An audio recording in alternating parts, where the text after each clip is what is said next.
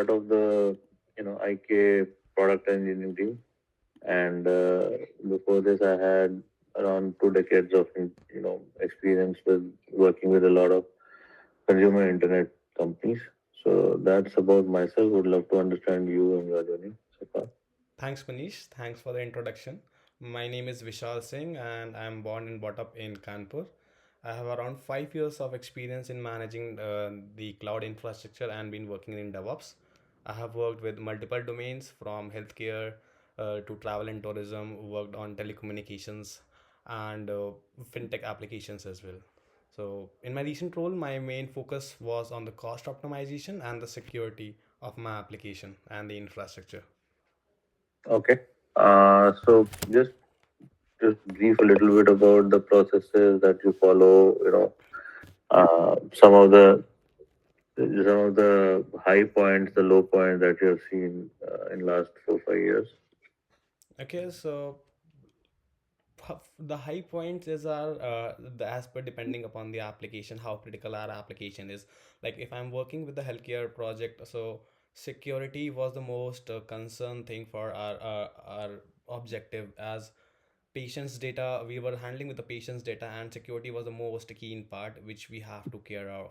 So we were more concerned on this security. And when I worked with the fintech applications, it was having the payments API, so we were more focused on the PCI DSS compliance for the application and our infrastructure. Mhm. And then with the product application, I have worked for the travel and tourism, as we are having as we were having the multiple LOBs. So it was having more on the ticket based thing which is related to IRCTC. So as we know, like during the Tatkal window, we have a surge of the traffic. So making sure our application is auto scaling and not getting crashed, and the customer should not face any of the impacts during that time. So like these are the highs of the scenarios and the product for which I have worked. Which product was that? I was working with Adani.com for travel and tourism. Which company was it? It was status new. The current company which you are in right Yes. now. Okay. And any specific reason? Yeah, it's been just 4 years, and you moved around a bit. Any specific reason why you are moving out from your current company? uh, one is like as my like our office was shifting from Gurgaon to the main location to Gujarat, Ahmedabad. So it was a constraint for me to relocate. And the main other reason was we were not having enough, like Status New was my parent company and I was working for Adani. So we were not having any of the new projects incoming, and the project for which I was working was already optimized and there were no new implementations. So it was we were more working on the site reliability engineering, like the monitoring of the application, and if in case any of the issue happens, we perform the RCAs and fix it, and Hmm. then again maintain the continuity of the application and the business. No, I understand, but my question is a little different. My question is like, what is making you move away from the current company, and what made you? So you've made some moves, right? Pretty like early moves within a year or so. So if you can explain me what was the reason behind, what was the thought process behind these moves, it will really help me understand your journey. Okay, so coming to specifically why I'm choosing to move, I've been working for projects from Upwork and freelance as well. And the project for which I was working, I was being in the project from the scratch, like from the planning part till the end to end deployment. So as of now, there were no new things which we are doing. We already optimized the things, the applications, security, and then the other things, any of the ad hoc tasks which we have, we just have to like acknowledge it and give it to the owners of their team. So there were no new technical implementations, and my DevOps skills were not being utilized where for which I was being hired. It was like most of the idle time I was involving around that particular project. You meant to say the current role in the current role. Yes.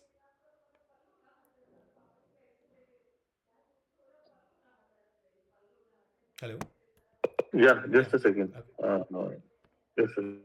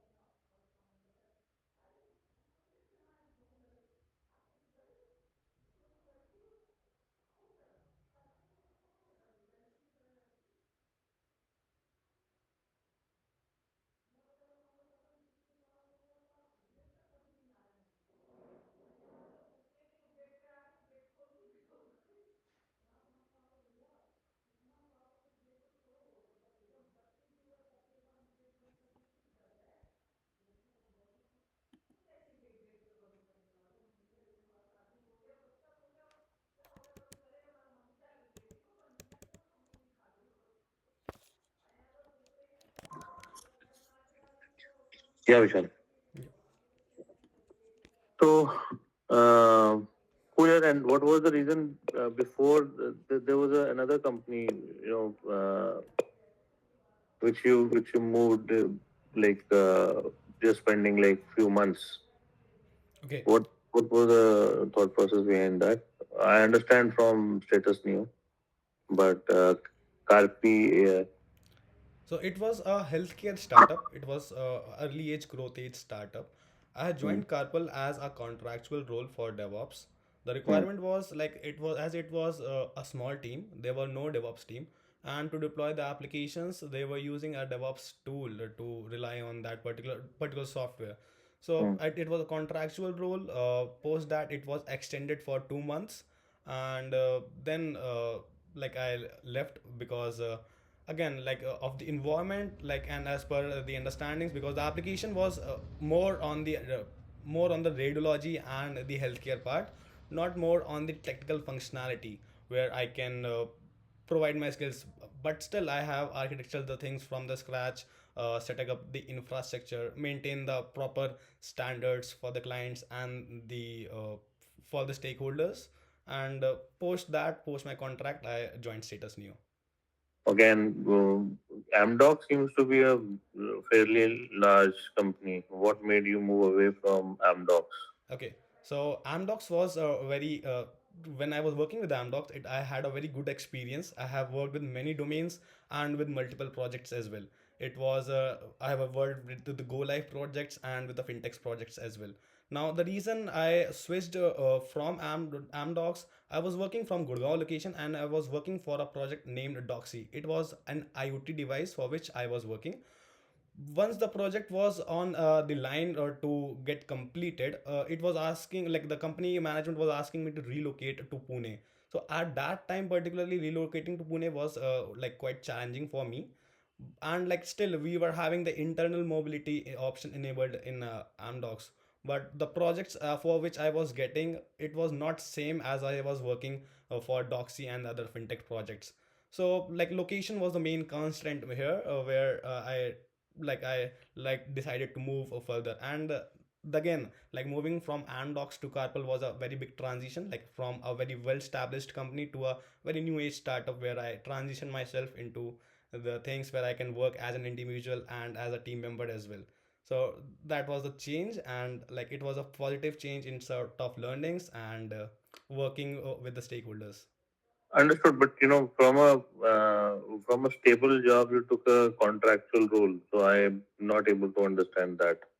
Like in Amdocs, it was like a role where that you've established yourself.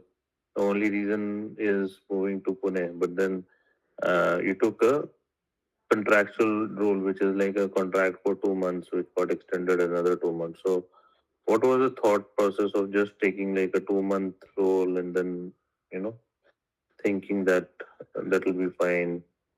Because if you are in a settled position, you generally get to a similar kind of role and then move on. Okay, so it was a 3 month contractual role, then extended for 2 months. Now, what was the reason for me to switch to a contract base?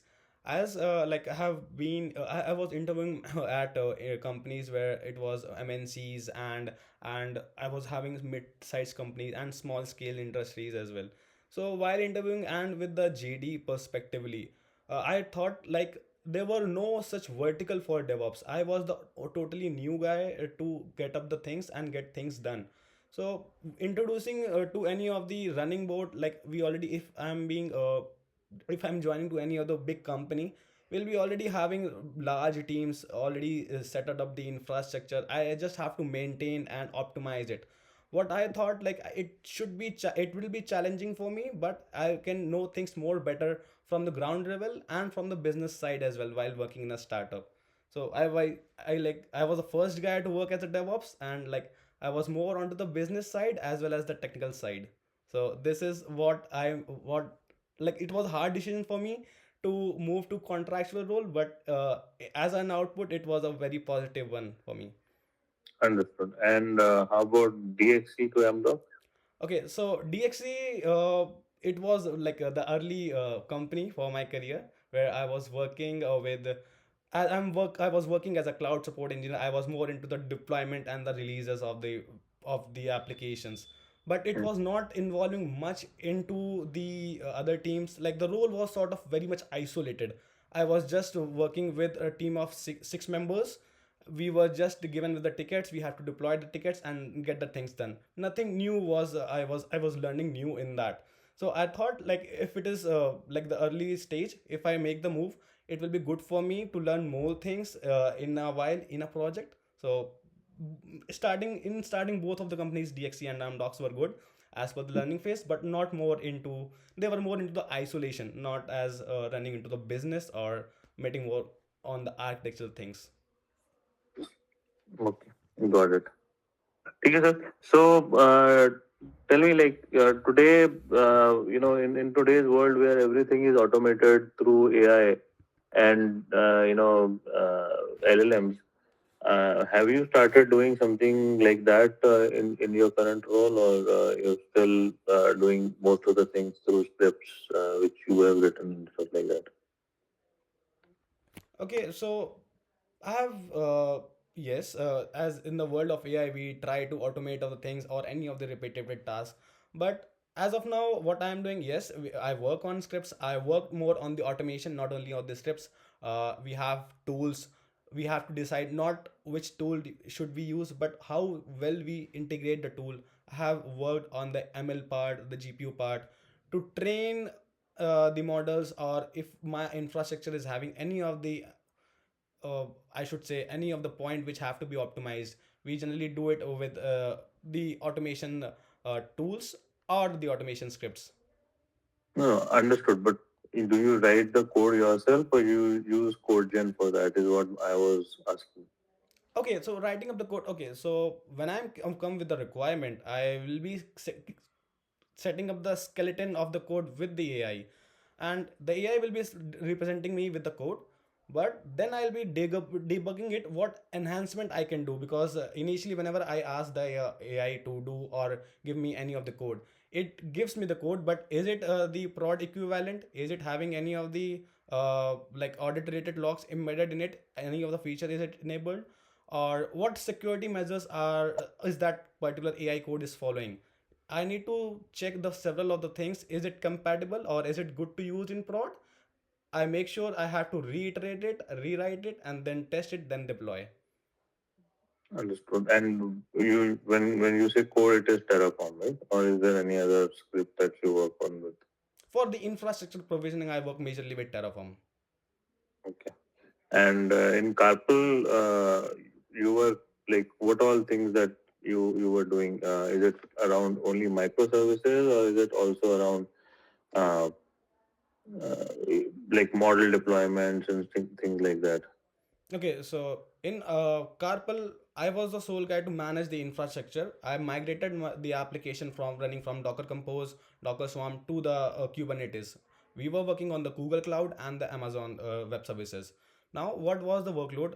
We were a marketplace, so we were having one application that was only deployed with the RAM and CPU for the microservices. But once the application is deployed, we were having agents, and that agents were provided by us using third parties, and that too were on the ML models. We have to maintain the scaling is of the GPUs, our nodes throttling using any of the GPUs. So these were the things I manage, and accordingly I optimize it with the correct use of the GPUs, RAM, and CPUs. No, no, I understood, but my question was a little different. My question is that uh, one is the software engineering side of it, where you use all the microservices and stuff like that, and the other one is the machine learning ops, like DevOps and MLOps. So, were you involved in DevOps, or were you involved in MLOps as well? We come to If I come to metrics, it was 25 to 30% on the MLOps, rest was on DevOps. So, what all things that you covered under MLOps?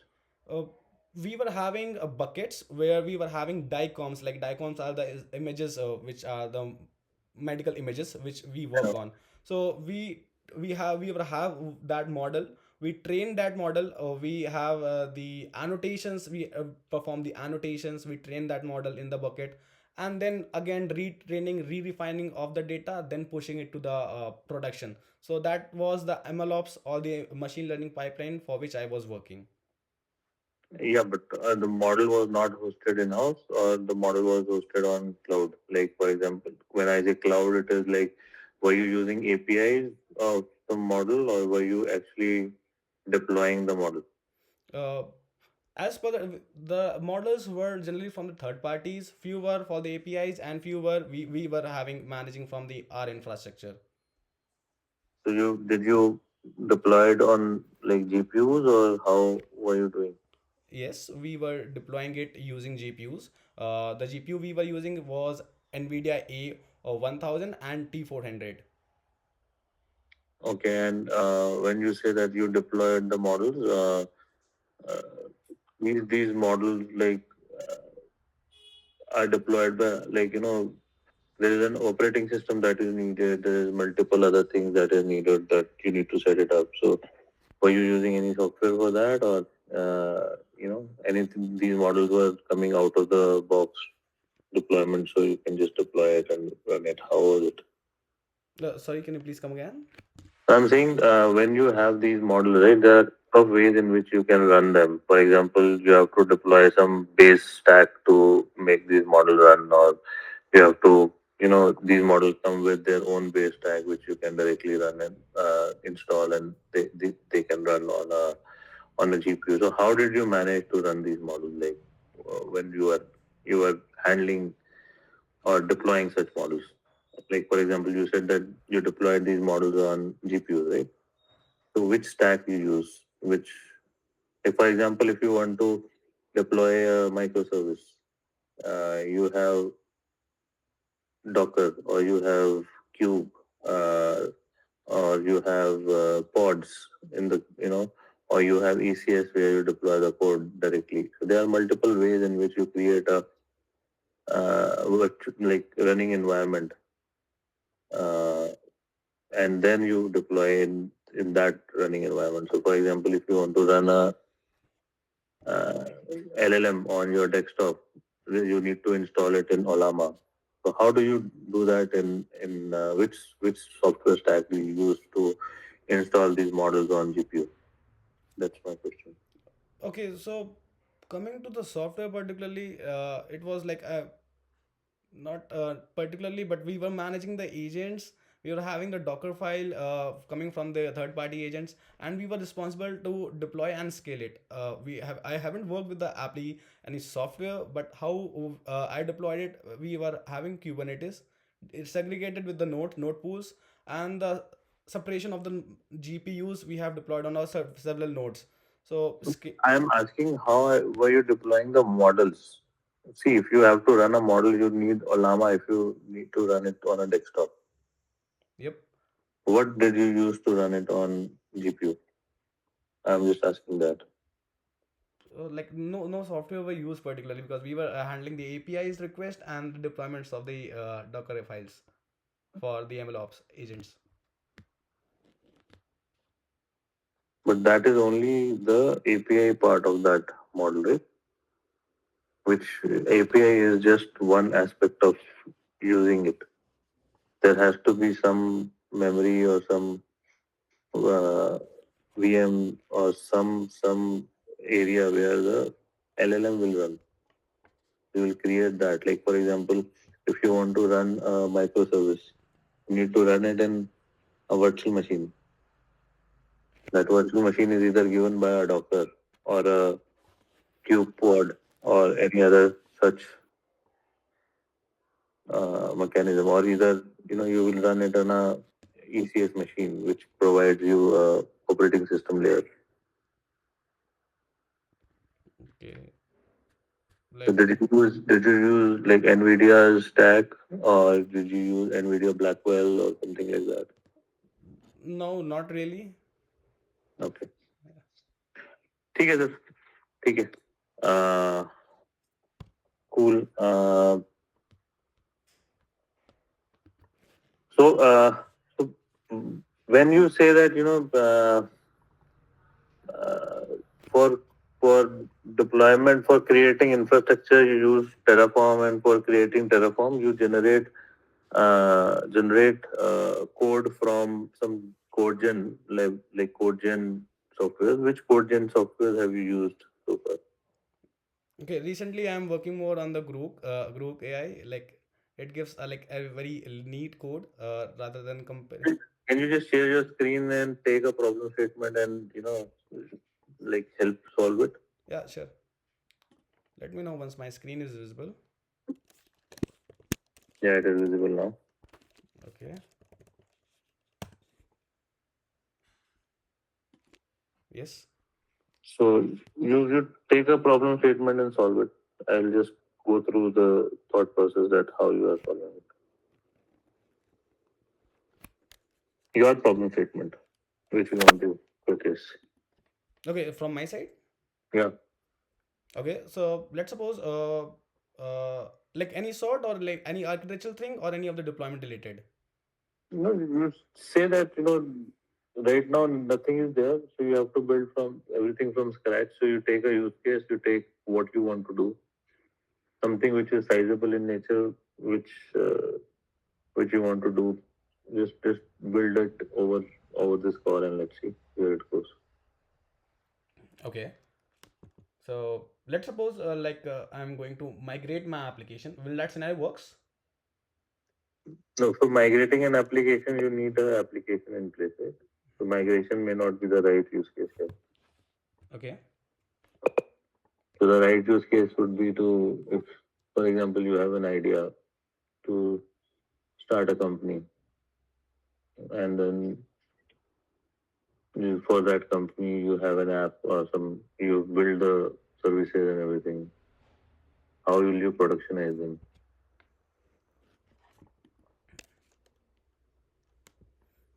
Okay. I'm just giving you an idea. You have to give me a problem statement. I'm not giving you a problem statement. Okay.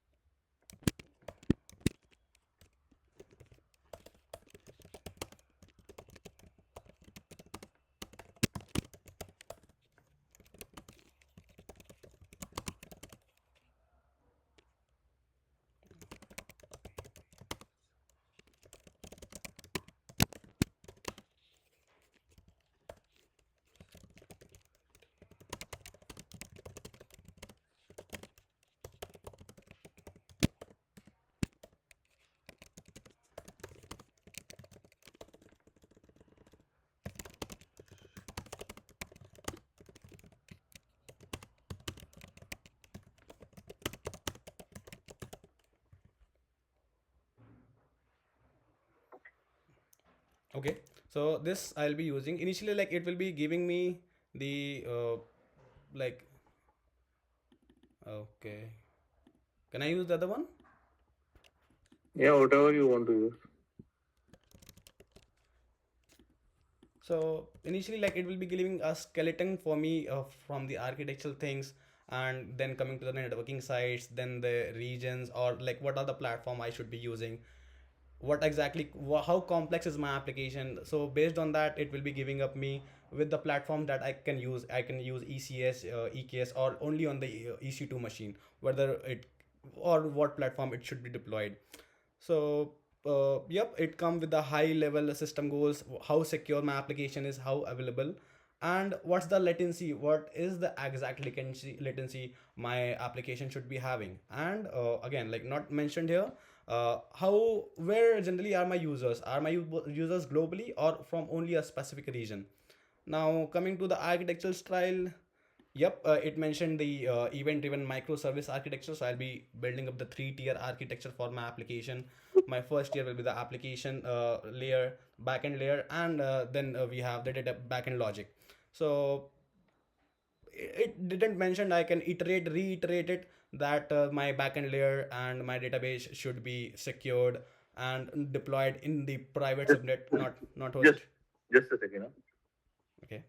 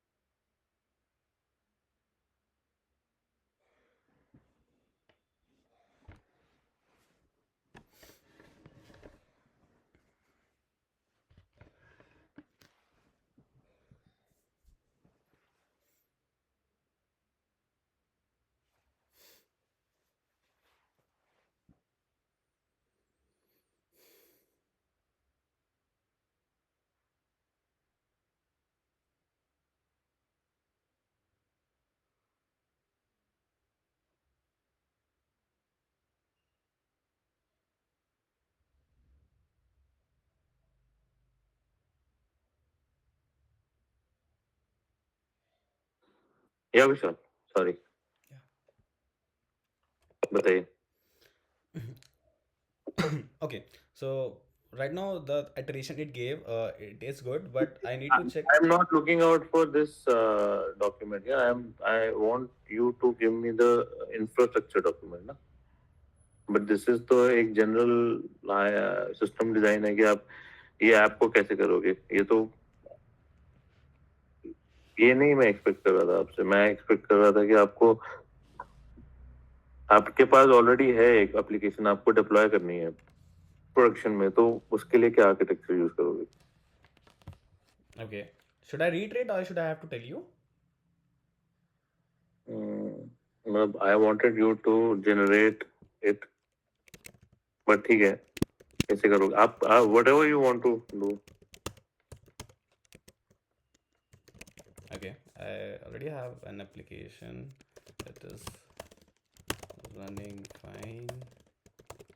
Now I want it, want it. Well, I am just asking कि आप भी ऐसे ही करके आप कैसे करते हो. Like I just want to understand your approach. You don't need to follow what I am asking you to do. Okay, so what my approach will be looking like, making sure what exactly is my application. Is it the critical application, or we are okay to bear a bit more cost on the cloud bills, but making sure my application is available. So but coming to the deployment side for the production environment, my application should be secure. My first step should be, it should be secure, it should be scalable. Suppose if in case my application overnight, my application is coming with the 10x surge traffic, will my application will be able to scale up with the pods, replicas and the nodes? And if they are scaling up, are the users getting affected or it is performing well? What is the db queries, are they taking any time? We can perform the sharding of the db so that the queries can break into pieces and the retrieval could be fast. And what are the further like, we are having the deployments, we are having the type of deployments like blue green deployment, canary deployment.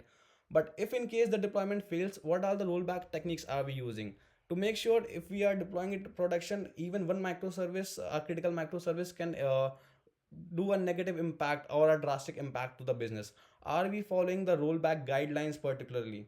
Whatever we are deploying, are we auditing each of the things in form of logs? Or if in case my application is having downtime, what was the mttr, what was the mean time to recover my application from abnormal to back to normal?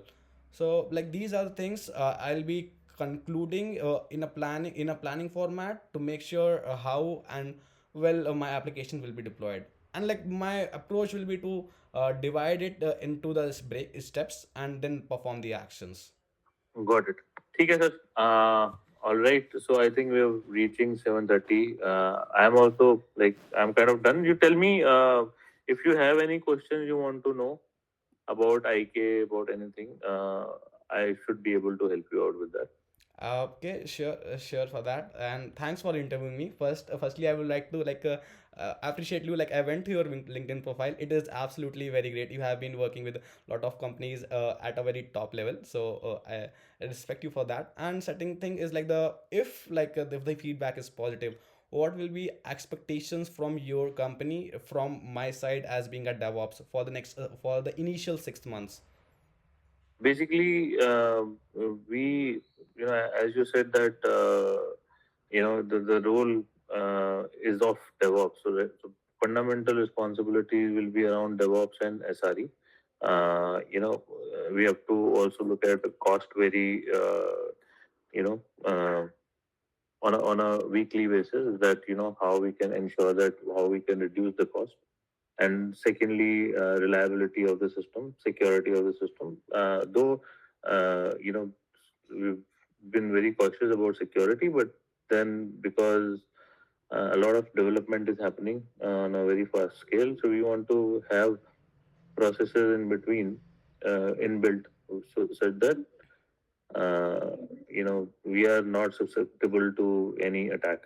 So all those things, from whatever you have done in the past, that is the expectation, only with the caveat that everything needs to be automated. Nothing needs to be manual. Okay. Wherever anything is manual, that needs to be automated. So that's the fundamental expectation. Okay, and like first, just a normal follow up. As you mentioned, like you are having your development speed, which is like which is speedy. So how are we balancing the reliability and the speed? So we believe that it is not important whether we go down or not. What is more important is how soon we can recover, because someday or the other, there will be chances that you will have a some incident which will make you not available. Though our uptime has been at least 4 nines so far, so we maintain that, but still we are there might be some services that you know are less responsive or whatever. So the only thing that, to answer your question, is we want to be reducing our mean time to recovery. That's it. Okay, it's more on the reliability part for the applications, I believe. Yeah. Yeah. Okay, like okay, Manish, like these were the questions from my side. Sure, sir. Nice talking to you. I'll share my feedback. Sure. Anything, Yeah. you can reach out to me. You have my email ID. Yeah. Yeah. Thank you.